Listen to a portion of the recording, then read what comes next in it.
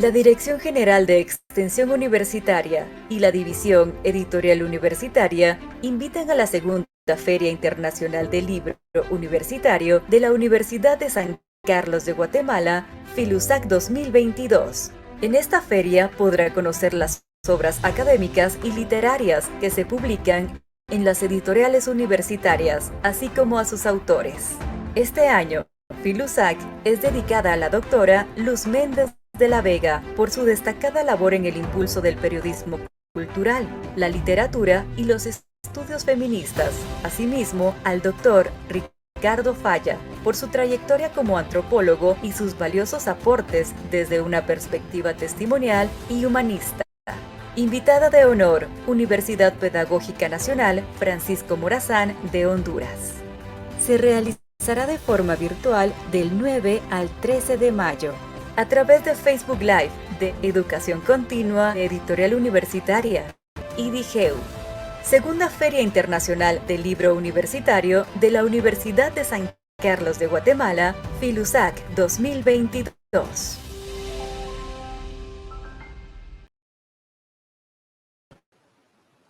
Buenas tardes, soy Norma Yurie Ordóñez y les doy la bienvenida al conversatorio sobre las jornadas de marzo y abril. Recuerden que el enlace de inscripción ya se encuentra en la página de Educación Continua. Queda con ustedes el licenciado Factor Méndez, quien tiene a cargo la moderación del evento. Bienvenidos. Gracias. Muchas gracias. Muy buenas tardes a todas las personas que nos ven y nos escuchan. Un saludo particular a la Universidad Pedagógica Francisco Morazán de Honduras, con quienes estamos en esta tarde conectados. Agradezco a la Universidad de San Carlos, particularmente a la Dirección de Extensión Universitaria, la oportunidad que nos brindan de presentar en esta ocasión el libro sobre las jornadas de marzo y abril 1962. La editorial de la Universidad de San Carlos nos ha apoyado para divulgar el contenido de esta publicación, que será por la editorial universitaria de la Universidad de San Carlos. ¿Cuál es el contenido de este libro?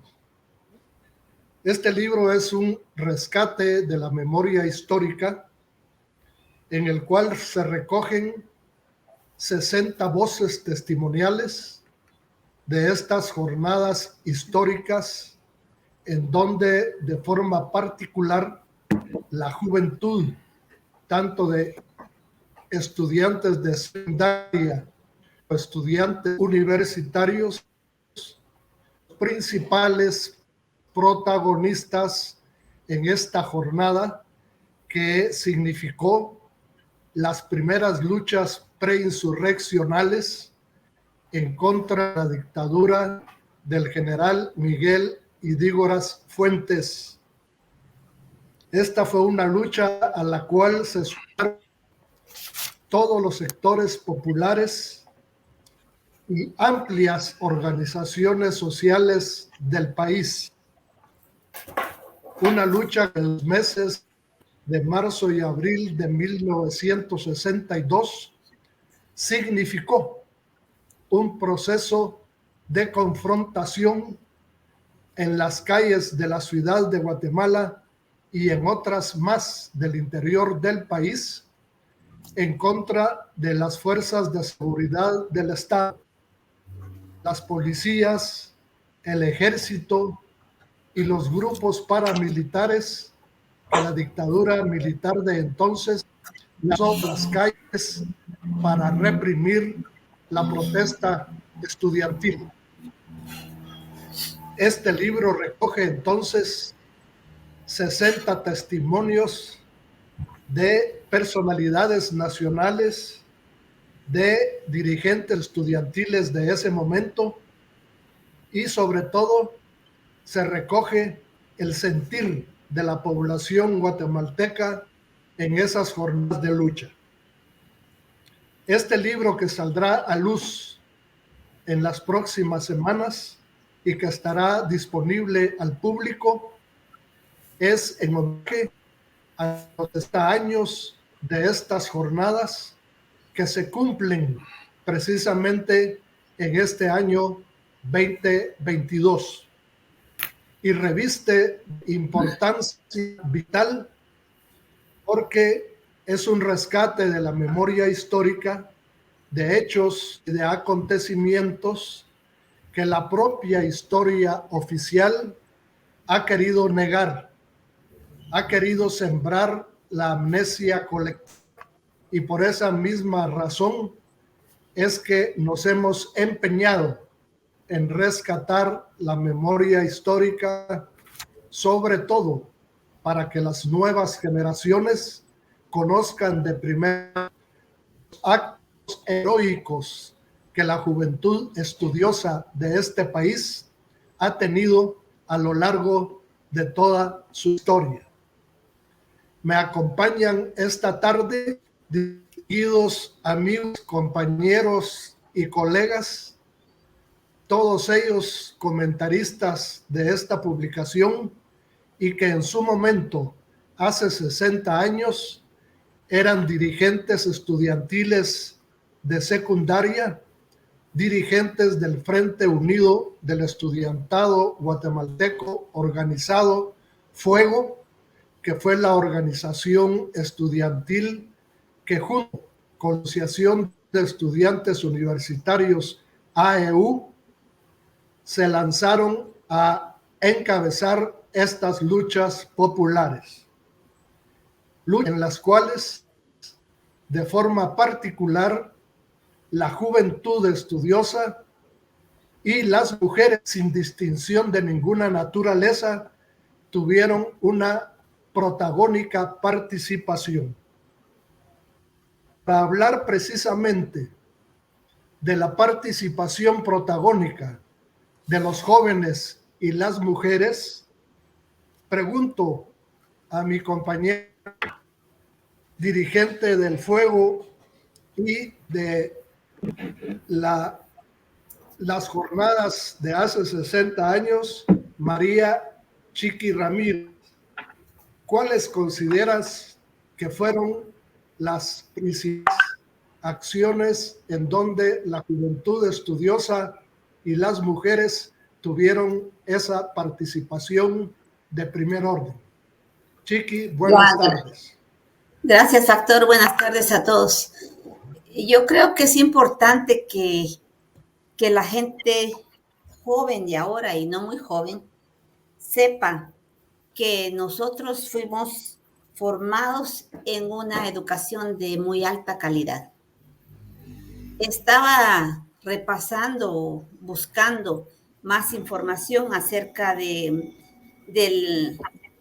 programa de gobierno de Arévalo en el momento que él estaba de candidato a la presidencia.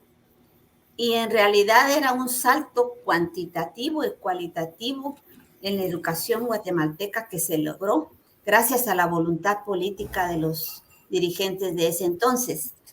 Vemos que los principales dirigentes del Magisterio Nacional en la época de Ubico lo encontramos en Víctor Manuel Gutiérrez, lo encontramos en Alberto Torres, lo encontramos en Rafael Tischler, en Bernardo Alvarado.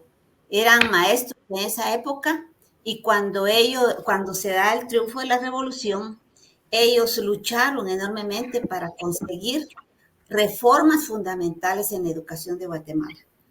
Esto dio como resultado que nosotros, a mí me tocó la primaria en la época de Arévalo al final y de Arbenz, y después al pasar a la secundaria, ya tras la caída de Jacobo Arbenz, así como dijo él en su discurso de renuncia, que él esperaba que los logros de la revolución se mantuvieran y que por eso prefería renunciar. Uno de estos logros de la revolución fue la educación secundaria. Tenemos que recordar también que una de las principales demandas en el momento de la caída de Ponce Baides fue la autonomía universitaria. Esto nos daba un espacio que nunca antes se había dado en Guatemala.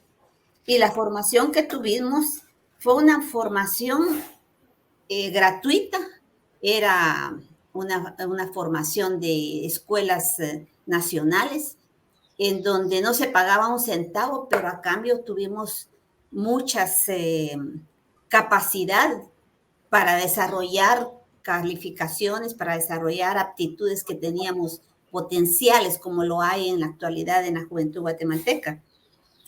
Nuestra formación nos permitió ser seres con una gran politización, conscientes de lo que estaba pasando en el país, y eso nos hizo actuar de una manera creativa, participativa. No teníamos orientación concreta de ningún partido ni lineamientos de ninguna organización, sino era el conjunto que se metió de una manera tan creativa a lanzarnos a las calles. Esto hay que recordar también que es en 1956 cuando se dan los asesinatos de los compañeros estudiantes universitarios en la Sexta Avenida. A mí se me van los nombres porque ya la edad no me sirve.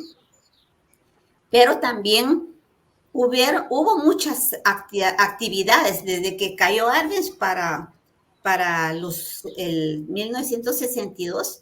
Era una cosa tras otra. La población, los estudiantes, todo el mundo estaba, los que no quedaron conformes con la intervención norteamericana, estaban imbuidos dentro de esta necesidad de protestar. Llega el año 1959 cuando ingreso a la escuela secundaria, en la Escuela de Arte y Oficios, y ahí inmediatamente la participación de los estudiantes, hombres y mujeres, era muy, muy fuerte. Se decide la formación del fuego. Me parece que fue una propuesta que hizo Edgar Ibarra, porque era muy fogoso en sus discursos. Y es aquí donde nosotros vamos tomando mucho más conciencia de la necesidad de cambios en Guatemala. Nuestra participación organizada bajo el Frente Unido del Estudiantado Guatemalteco Organizado, el mismo doctor Solares lo dice, fue el que realmente impulsó todo ese periodo de 1962.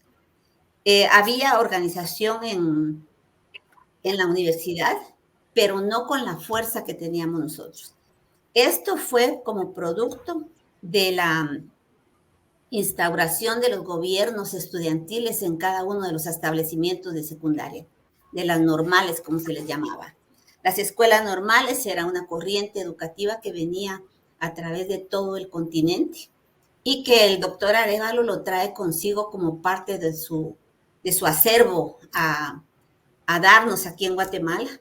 Y entonces, a la par del impulso de la educación con una alta calidad, recuérdense, ustedes se recuerdan los tres, de que teníamos clases hasta de antropología en quinto, sexto de magisterio, pues. Teníamos clases de historia del arte, de la música, pues era un pensum completo que nos permitió a nosotros desarrollar un montón de capacidades.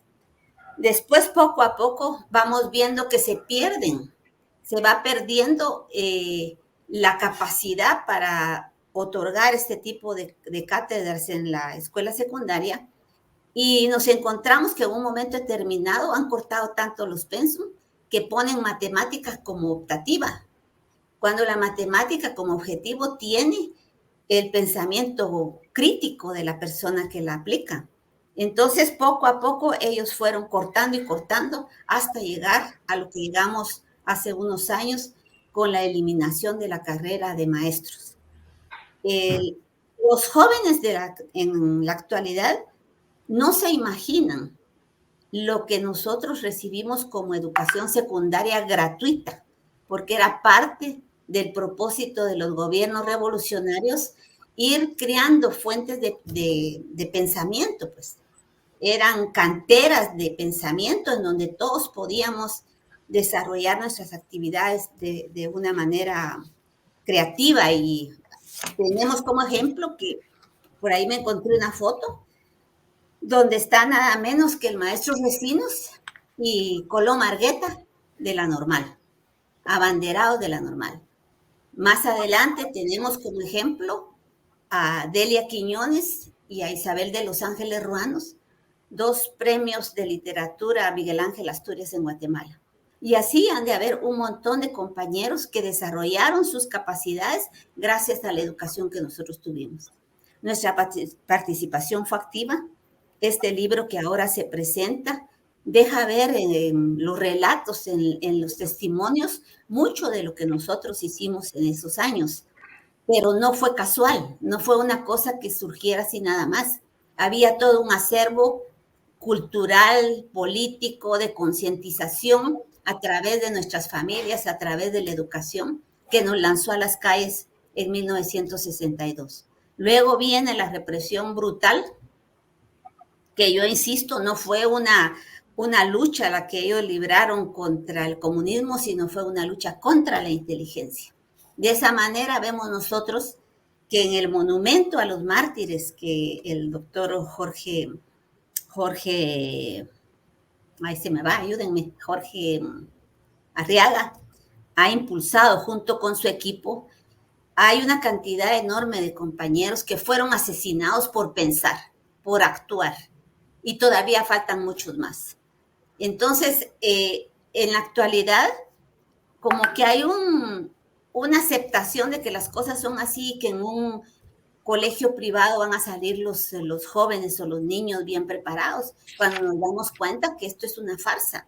Pagás y al pagar tenés la oportunidad de hacer que el niño avance y hasta sea galardonado con un primer premio o lo que sea, ¿no?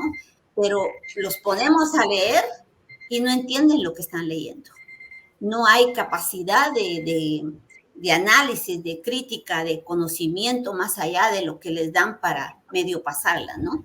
No es culpa de ellos. La represión nos hizo pedazos en el sentido de matar a los mejores hijos e hijas de Guatemala, a los más conscientes, a los más claros políticamente de lo que necesitábamos en este país.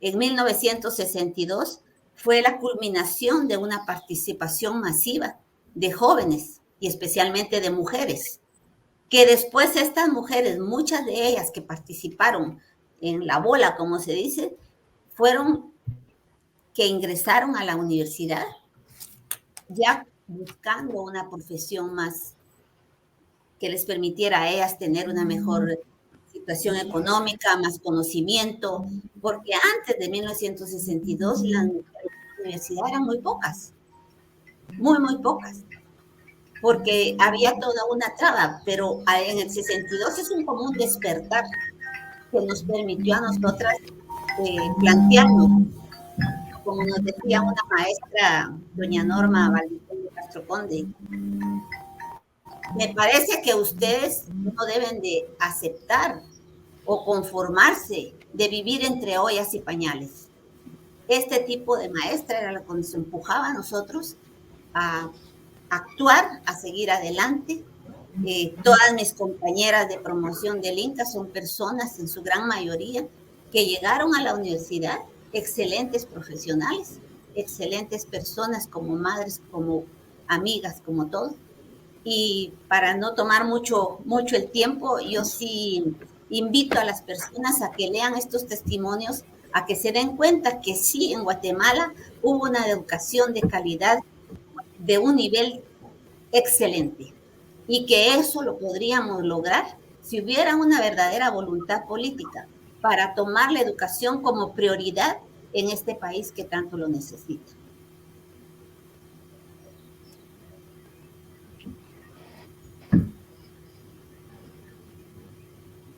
No sé si...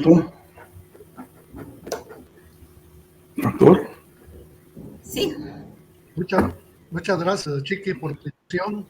Me parece que 60 años después de estas jornadas podría pensarse una continuidad de la lucha en términos de las condiciones actuales del país. En ese sentido, le pregunto al compañero Miguel Ángel Sandoval, ¿Cómo ve esa posible continuidad de las luchas de hace 60 años con la situación? Buenas tardes, Miguel Ángel. Buenas tardes, Factor. Buenas tardes, Chiqui y María. Y la amiga, ¿cómo se llama? De la universidad, que se me fue el nombre. Mire, justamente hoy que conversaba con los chicos estos del Central, se me reveló algo que a veces uno ignora.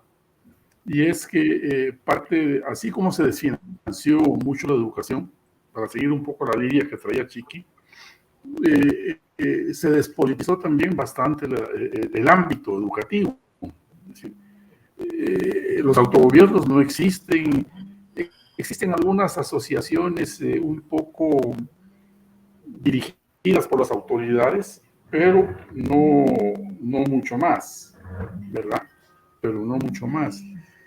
Entonces, eso hace que un primer momento, que sería la organización estudiantil básica, digamos, no esté presente en la actualidad, de la misma forma que en la universidad lo que hay como AEU es una especie de pequeña expresión de algo que fue muy importante a todos los niveles. Como un club Quizás social. esto ¿Perdón? Como un club social. Ahora, entonces, había también otra cuestión. El movimiento sindical de la época era bastante beligerante, aunque fuese pequeño, pero venía muy influenciado por todo el periodo de la Revolución Democrática. Y entonces había una especie de articulación natural entre el movimiento estudiantil, el movimiento universitario, los maestros, los sindicatos, como la FASGUA, como el SAF, etcétera, de tal suerte que uno se podía encontrar cualquier día en las fiestas de aniversario de los sindicatos, en un lugar que hoy ocupa la Cámara de Periodismo, que lo tuvieron a la malagueña, pero era el local de la FASGUA en la Segunda Avenida. Aquí estoy hablando que algo que está faltando para que esta continuidad de lucha se produzca es que en los distintos sectores existe un nivel muy bajo de organización, un nivel de liderazgo muy escaso, muy escaso. No es porque uno diga, como decían nuestros abuelos, los tiempos pasados fueron mejores, no, eso no es así, pero sí que la coyuntura que se dio en ese momento es una coyuntura que en la actualidad no se presenta casi en ninguno de sus rasgos, y esto es algo que hace bastante complicado el tema. Ahora bien, el hecho de que haya existido un movimiento estudiantil como el Fuego, que tenía expresiones en toda la secundaria pública, ¿verdad? Sí, personalmente me tocó estar en Puerto Barrios discutiendo con la Asociación de Puerto Barrios, ¿verdad? Y ellos estaban igualmente influenciados por eso. En el libro 60 Voces, o sea, a 60 años, ahora se incorpora un material muy importante sobre Quetzaltenango y sus luchas, ¿verdad? Lo cual nos da una idea de la dimensión nacional que este proceso alcanzó en cosa de días, luego de un trabajo de organización muy amplio que venía de bastante tiempo, porque la espontaneidad realmente no existe. Lo que existe es un momento en que se genera una coyuntura con determinadas características, y lo acumulado, lo organizado antes, se expresa y en ese momento se manifiesta. Aunque claro, puede haber un momento en donde de forma muy casi diría yo que espontánea, la gente asuma que es el momento de hacer cosas. ¿Qué fue lo que ocurre en esta cosa de marzo y abril? Sí es importante subrayar los niveles de unidad que hubo. de compromiso. Es una gesta popular en donde están los estudiantes, los maestros, los universitarios, están los sindicatos participando, están los periodistas como gremio actuando de una forma bastante relevante, lugares del interior de la República, de los departamentos, también se activan. Hay hombres y mujeres por igual, jóvenes y viejos por igual. Es decir, creo que es una expresión, por eso es preinsurreccional o semi-insurreccional, porque sí abarca a todos.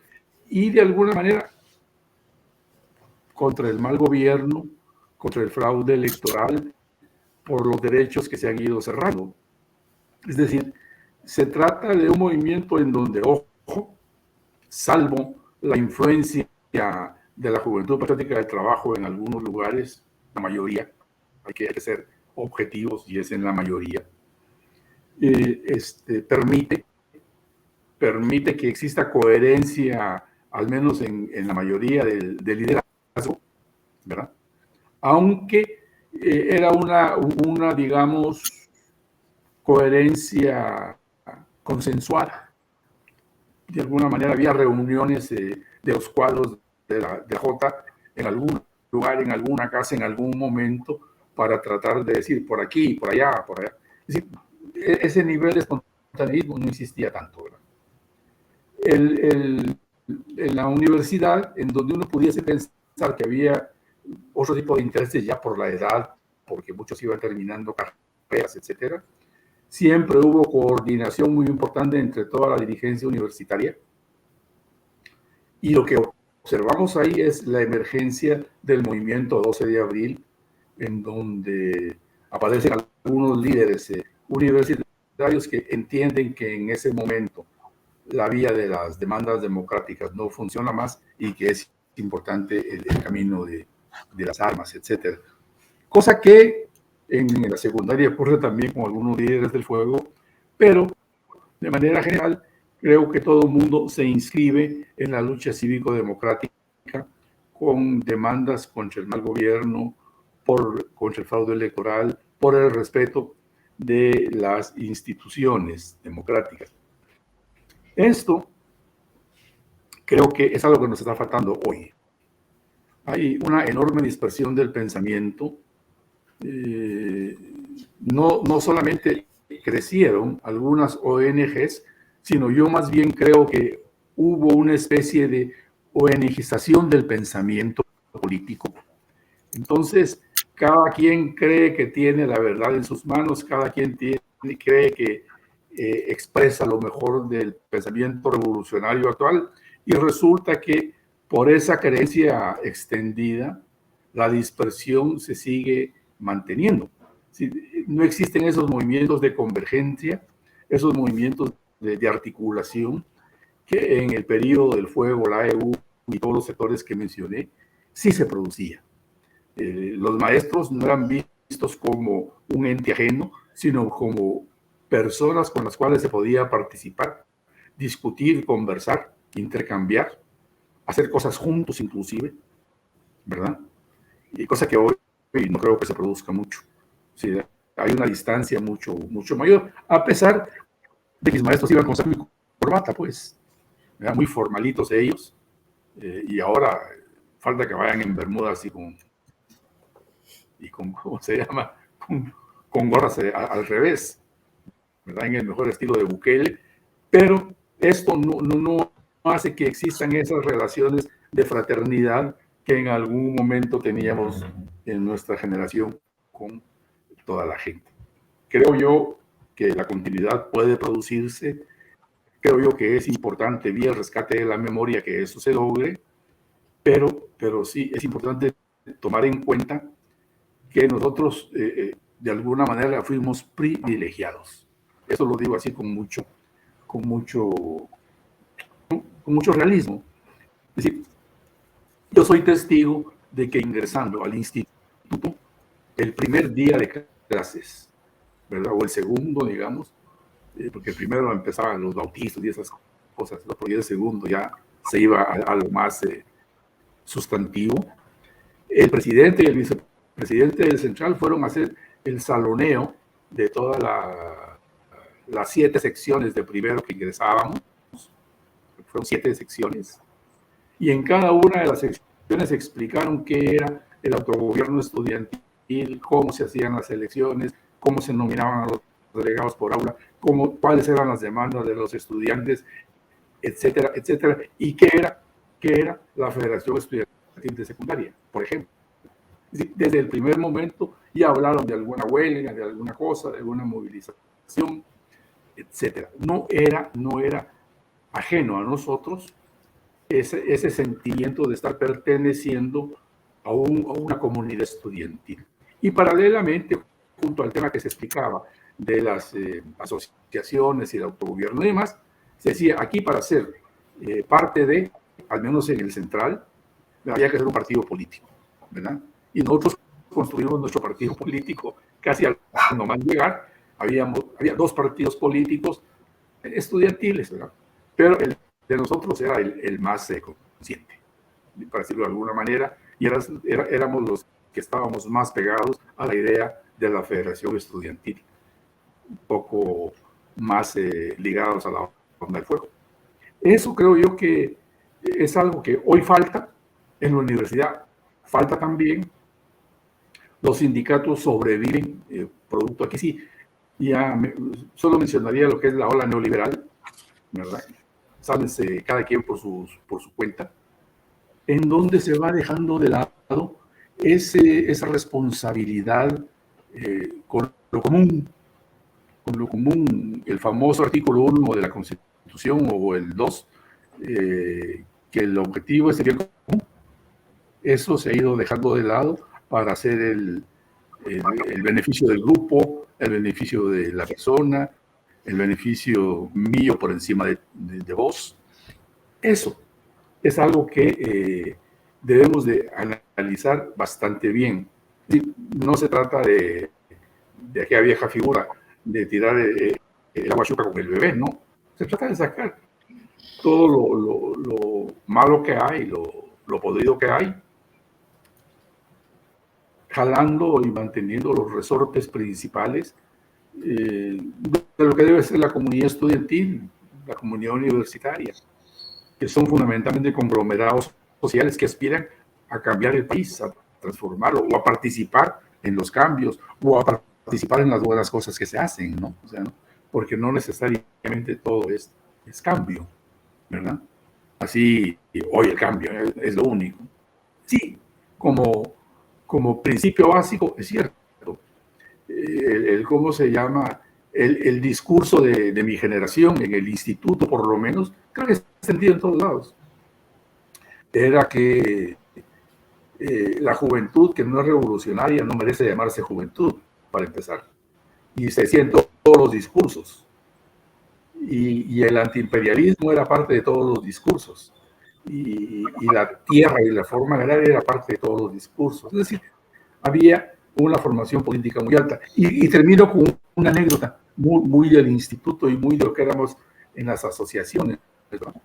En algún momento, producto de alguna de las parrandas que hubo por ahí, quedaron fondos, ¿verdad? Un pistillo por ahí.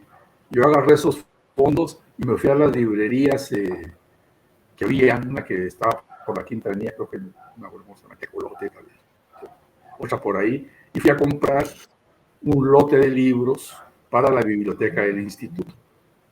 El lote de libros era los 10 días que se me hicieron al mundo de John Reed, una que se llamaba México, no sé qué cosa, de la Revolución Mexicana, qué sé yo, alguno más de Lenin, de plano. Es decir, un lote de libros revolucionarios o de ideología marxista, hay que decirlo con todas sus letras también, y se llevó esa biblioteca al instituto y se hizo entrega formal por parte de la asociación a la biblioteca del instituto como un aporte. Es decir, estamos hablando aquí de una relación muy particular porque los patojillos, los chamaquillos, le estábamos llevando literatura a la biblioteca del instituto. y es una literatura verdaderamente relevante. No llevábamos Pepe y Polita, pues, ni ese tipo de cosas, ¿no? Sino que estábamos llevando literatura, la madre creo que también llevamos, ¿no? Es decir, cosas de esas. ¿Ya? Formalmente a la Biblioteca del Central, con el aval de las autoridades, etc. Vale la pena que eso se destaque, porque son los signos que caracterizaron a toda una generación.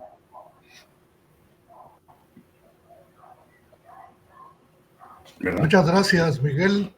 Es importante destacar también que en este tipo de gestas del nivel de las que ocurrieron hace 60 años, influía el contexto nacional y regional, las condiciones particularmente que se crearon en América Latina con el triunfo de la Revolución Cubana en 1959, que alentó a otros países en función de la lucha de liberación de los pueblos.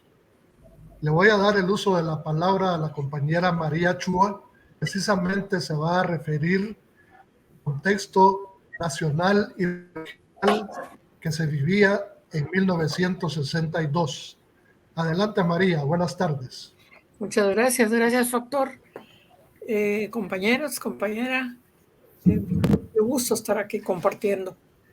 Quiero en primer lugar felicitar a la Universidad de San Carlos y a su editorial, porque mucha gente dice, no, es que ya no se lee. No es cierto, no es cierto. El libro que nos están publicando, que hoy presentamos, es una memoria viva de lo que ha sucedido en Guatemala y sigue sucediendo, como decían los compañeros. Es una memoria viva. La historia de nuestro país no es un hecho aislado del contexto externo, ni de los hechos internacionales, los entornos internacionales que han afectado a nuestros pueblos en América Latina y el Caribe. Fíjense, Guatemala, creo que tristemente se conocen las largas dictaduras de las que veníamos, donde las oligarquías consideraban al país como una extensión de sus fincas. Esto es un aporte de Roberto García Ferreira.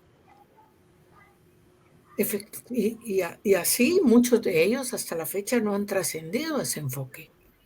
Pero luego las juventudes nos proporcionaron 10 años de democracia, 10 años a través de la Revolución Democrática del 44 al 54. ¿Y qué sucede? La invasión norteamericana. ¿A qué le tenían miedo? O sea, le tenían miedo a la organización de los trabajadores, a la organización de los patojos que éramos de 12 a 15 años. O sea, los intereses que se imponen dejan un legado negativo después, que es lo que llamamos el cautiverio o la cápsula ideológica en la que nos meten del anticomunismo. Y nada menos que después viene la cápsula de la globalización. Fíjense todos los años que han pasado. En medio de todas esas coyunturas, a nivel geopolítico, ¿ya?, es que se presenta y se desarrollan las jornadas de marzo y abril. Voy a mencionar algunos elementos precisamente del contexto regional o nacional. Afortunadamente, me decía alguien, ya la globalización se está desinflando. Aunque para resignificar esos intereses, actualmente están hasta propiciando, y sin ánimo de detenerla, una tercera guerra mundial. Están avanzando en la destrucción de nuestro planeta. Pero bueno, me paso a los antecedentes regionales. ¿Por qué se da el golpe de Estado contra la Revolución Democrática. Esos son nuestros antecedentes. Nuestros padres participaron en ellos. Cuando nosotros estábamos estudiando en la secundaria o en algunos iniciando la universidad, ya habíamos transcurrido la invasión norteamericana apoyada por los gobiernos reaccionarios del área y la traición del ejército. Ya habíamos atravesado eso. Y se había dado una represión feroz contra sindicatos, contra organizaciones. Cuando surgen las jornadas de marzo y abril, es nada menos que para protestar por un posible golpe de Estado que iban a dar. Perdón, no era golpe, era un fraude electoral. Que como decía Factor, el gobernante, que se le calificaba de payaso, él mismo se atribuía a ser mano de acero inoxidable, estaba propiciando un fraude electoral. Ahí es donde las jornadas, ya con lo que han explicado Chiqui, Miguel y Factor, ya juegan un papel fundamental en esa coyuntura. Estamos nada menos que atravesando una coyuntura mundial grave, delicada. Se está dando la disputa por la hegemonía todavía como los efectos del reparto de países de la Segunda Guerra Mundial. Nos están imponiendo la Guerra Fría, que como decía anteriormente, nos encapsulan ideológicamente. Pero también se desarrolla todo un sentimiento antiimperialista en ese tiempo. Y también se dan todas las luchas de liberación del colonialismo. Es muy importante recordar las luchas de Vietnam, por ejemplo. Bueno, ¿qué es lo que sucede en las jornadas de marzo y abril? Le tenían, ya lo decía anteriormente, temor a la organización. Ellos no pueden imaginarse un pueblo organizado en el ejercicio de sus derechos democráticos. Esto actualmente se ha complicado. Sin embargo, es posible seguir organizándose y seguir luchando por las transformaciones estructurales que necesitamos, no las cosméticas, estructurales. Después de las jornadas de marzo y abril, donde se dio, Chiqui lo mencionaba muy claramente, una represión desproporcionada a lo que era el enfrentamiento de jóvenes, niños de 12 años, de 11 años, de 15, de 18 años, tratando de defender sus derechos ciudadanos, sus derechos cívicos. Nos mandaron judiciales a perseguir a los jóvenes en los tejados de los institutos a balazos. Los jóvenes teníamos lo que tiene la juventud siempre, su dignidad, su coraje. Y ese enfrentamiento fue un parteaguas muy importante en el país. Nada menos que de ahí arranca la lucha armada. Inicialmente por levantamiento de los jóvenes oficiales, que no hay que olvidar que habían sido denigrados por los oficiales gringos que habían venido a prepararse en Guatemala para invadir Cuba. Nada menos que el presidente Itiburas Fuentes había proporcionado todas las facilidades, el territorio, ¿ya?, para que oficiales norteamericanos y mercenarios de Batista vinieran aquí a entrenarse. En ese transcurso, en la Filtelbetia, agredieron y humillaron a los oficiales guatemaltecos. De ahí nace esa rebelión. Pero posteriormente, la lucha armada que se da en nuestro país y que se extiende no solo en Centroamérica, sino en otros países latinoamericanos, tiene mucho que ver con los errores que el imperialismo norteamericano no lograba entender, que la represión, que la violencia que las dictaduras no era lo que necesitaban nuestros pueblos y hasta la fecha. O sea, ¿cuántas generaciones han perdido la vida y su futuro simplemente por soñar con la democracia? Estamos 60 años después. ¿Y por qué? ¿Por qué es necesario? Y de nuevo le agradezco a la Universidad de San Carlos. ¿Por qué es necesario volver a editar actualizado lo que fueron esas jornadas? Los que estamos aquí, más otros que no están presentes, que somos sobrevivientes de la generación de los años 60, ¿ya? Pueden tener seguridad de que muchos seguimos siendo activistas, luchadores, porque no aceptamos, ¿ya?, las desgracias que nos han impuesto a los pueblos de nuestros países, ¿ya?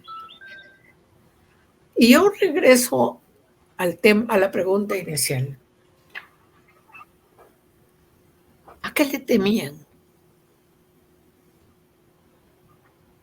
Fíjense que el gobierno de Arbenz, que fue el que derrocaron por medio de una invasión norteamericana y traición, tenía un programa de gobierno de 3 puntos principales: desarrollo económico, soberanía, defensa de la soberanía y autodeterminación de los pueblos.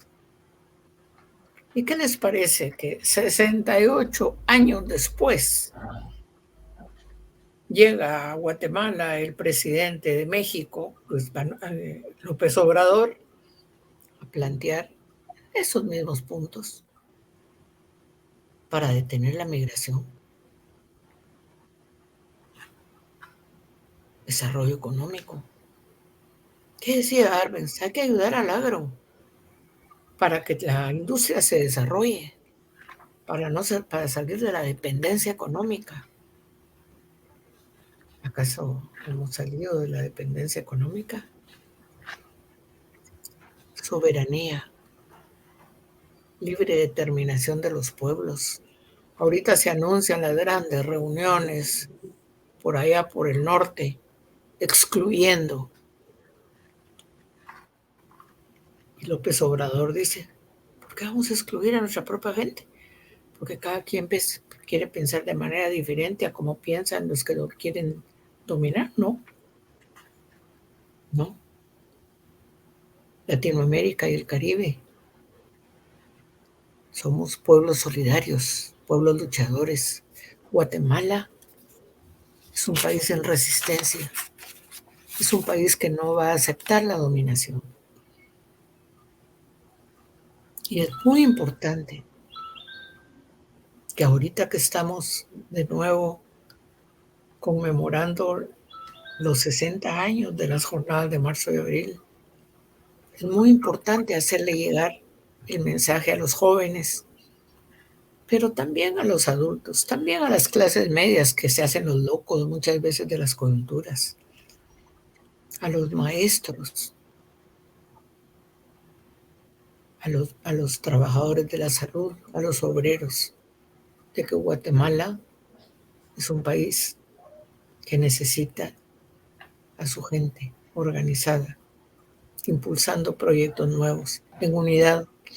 Aunque a veces el zurdo dice que no está difícil la cosa. Claro que está difícil.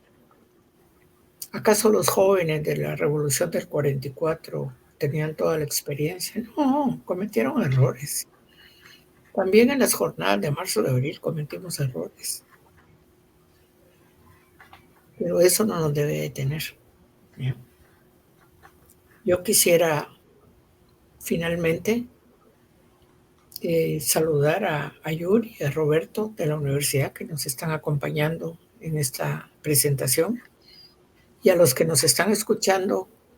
Lean el libro, adéntrense en la historia, compartan con nosotros esos momentos que vivimos, ¿ya?, por Guatemala, por nuestros pueblos, por los derechos que tenemos a ser felices y a vivir en paz. Seguiremos en pie de lucha, seguiremos organizados, tratando de alcanzar esos objetivos. Gracias a compañeras, compañeros. Muchas gracias, María. Agradecemos la participación de los 3 comentaristas que en esta tarde han expresado sus puntos de vista sobre este libro que la editorial de la Universidad San Carlos estará lanzando en próximas semanas. También reitero nuestra gratitud a la Universidad de San Carlos por la oportunidad que nos dieron de lanzar al público a través de esta Feria Internacional del Libro Universitario esta publicación de la editorial universitaria de la Universidad de San Carlos. Muchas gracias y le dejo luz palabra a las personas que están conduciendo esta presentación.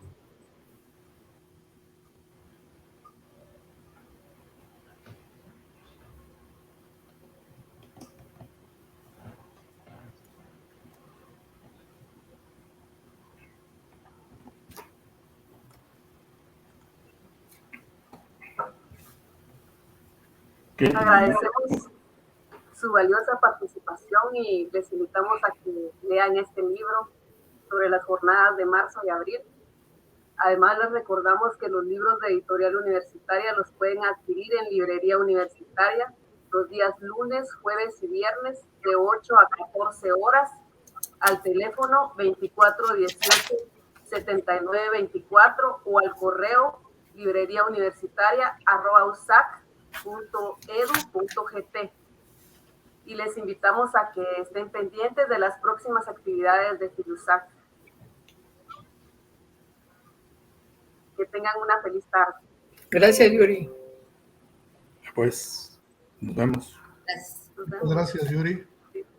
Gracias. Gracias a ustedes.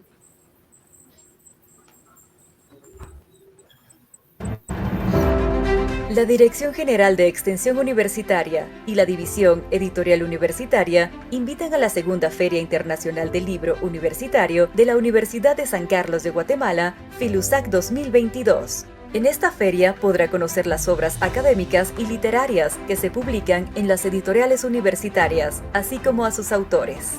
Este año, Filusac es dedicada a la doctora Luz Méndez de la Vega por su destacada labor en el impulso del periodismo cultural, la literatura y los estudios feministas.